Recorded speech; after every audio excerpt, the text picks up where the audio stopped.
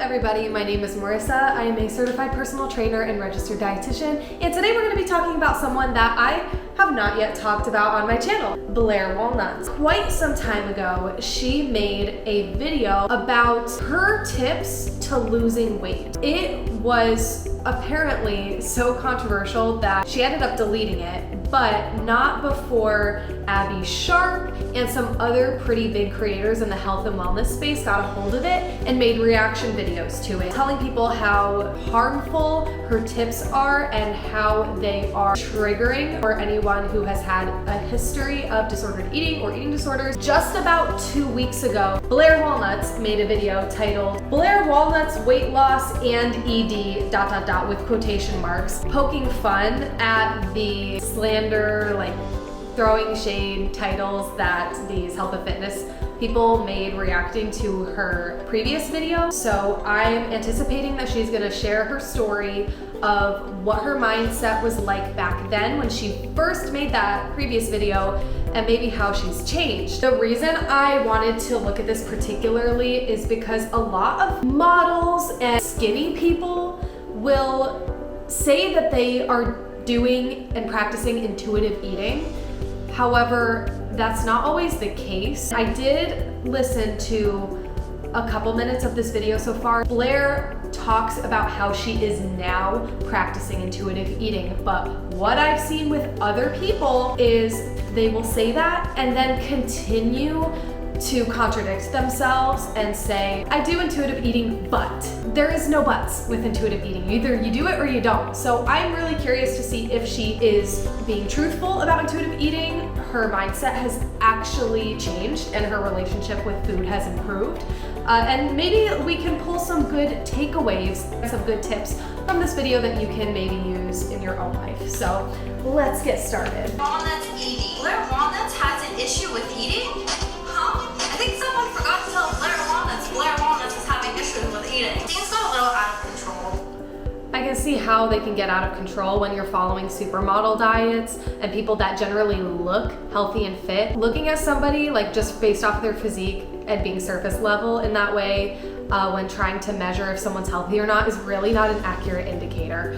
So if you are someone that is looking at, oh, I want to have Alexis Wren's body, it becomes toxic in our minds because their genetics are their genetics and your genetics are your genetics. And while there are things you can do to improve your body composition, sometimes the people that you are aspiring to look like themselves do not have healthy habits. So you can never really tell just by the way someone looks. And that's something I've learned a lot with like watching, celebrity what I eat in a days, and I'm just like, they eat kale juice every morning and that's their breakfast. It's like, okay, what else? And it is truly crazy that we aspire to be like or look like these people when they don't have it all figured out themselves. So in this video, I'm showing you what I eat like normally, but please don't take this as advice. Please see a nutritionist if you want to see what you're supposed to be eating. Okay, I'm glad she says that. I did notice people start to add those disclaimers in more, but there is a difference between a nutritionist and a dietitian. I won't get into that in this video, but if you are, look towards a dietitian, maybe not so much a nutritionist. Here's her breakfast, sourdough bread. I just got some. I'm excited to eat it. Confused. Right now, I'm just eating what feels good to my body. Oh, she's scaring me. There's no strict calorie counting or anything like that. I honestly just eat what I feel like eating, and right now my obsession is avocado toast. That's such a healthy way of looking at it. I'm glad. Okay, this is feeling good. Let's please keep this trend up. Follow me on my spam account, you would notice that I eat this. Long live avocado toast.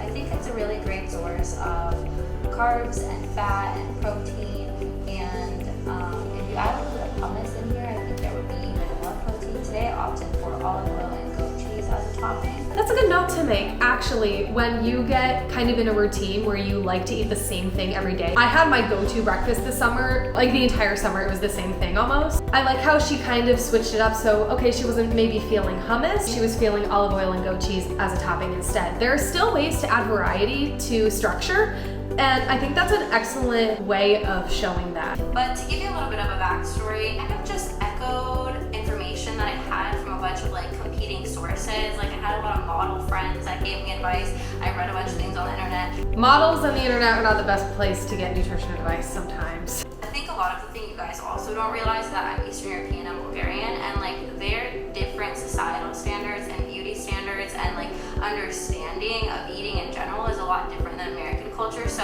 I guess if you saw me in America, you've always thought I was like normal size, but for like Europeans, I was like on the bigger side. A lot of it is societal standards and cultural standard and perspective. She's absolutely right with like maybe looking a certain way in America versus overseas.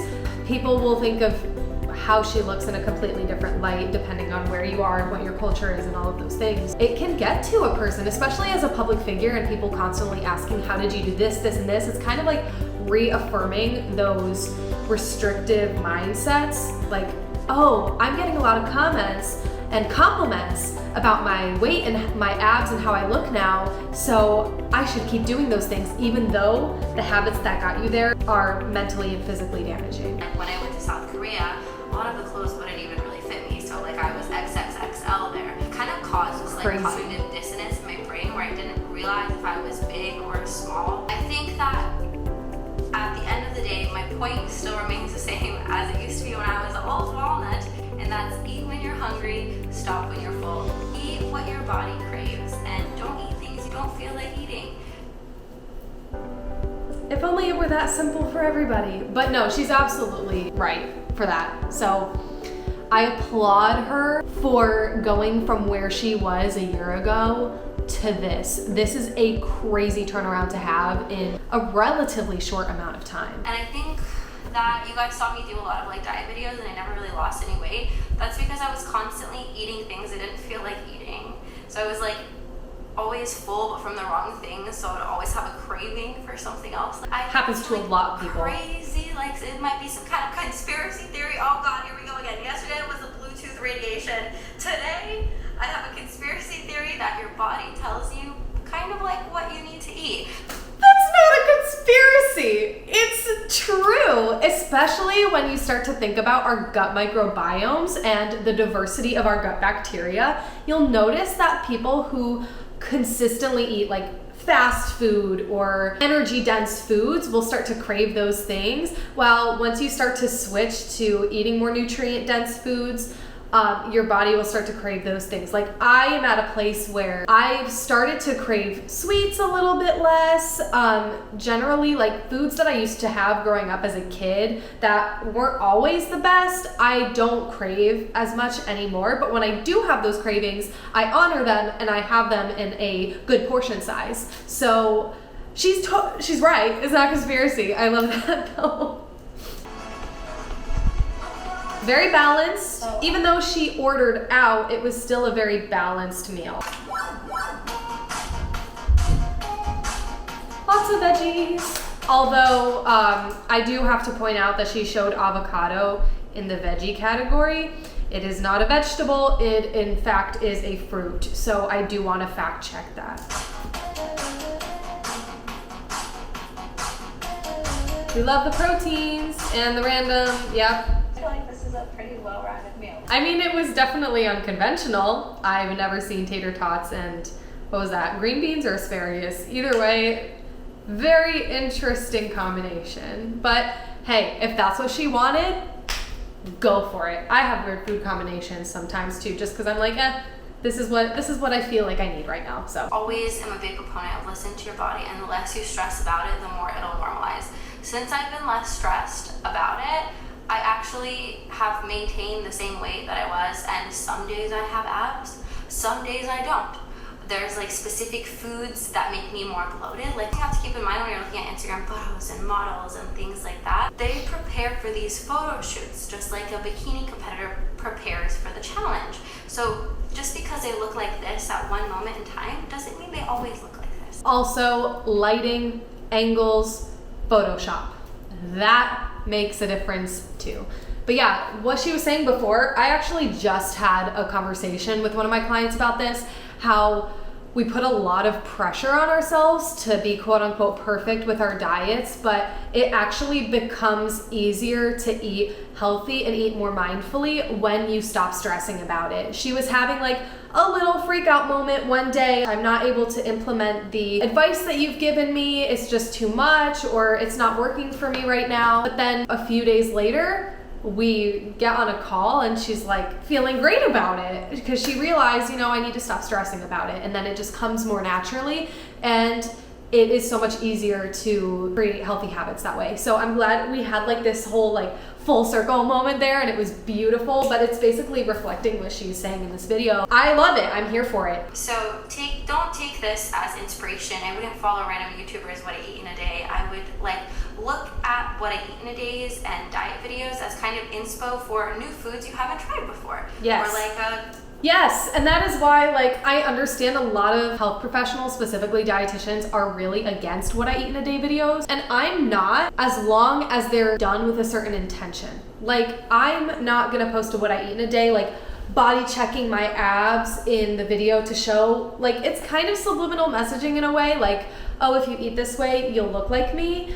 I don't use them like that. I'm just here's what I ate for this day when, the most recent one I did was when I was traveling, because that's outside of my norm, but I was still able to eat healthy on that day because I strategized, I kind of planned ahead a little bit, and I made the right choices. So I think she is 100% correct. Use it as inspiration. Do not use it as, oh, I want to look like that person, so I have to eat like that person, therefore I have to eat what they're eating all the time. Don't do that, please. And if you do, stop. Here's my conclusion. I think she has made strides in the right direction. I didn't even see an inkling of diet mentality in that video. Quite literally insane to me, because it is a struggle when you get to a point where that obsession takes over. It is so hard to break out of that and kind of unlearn everything you've learned from your friends, from the internet, celebrities, what I eat in a days, and just diet culture in general. It is hard to break out of that. So I truly commend her for the inner work that she's done, and then being able to articulate that in a video so well. I'm happy with it. I am walking away feeling really good that I took the time to look at that, because I was worried. I was very concerned when that first video came out about her well-being, and also the well-being of those that watched that video and maybe took the advice.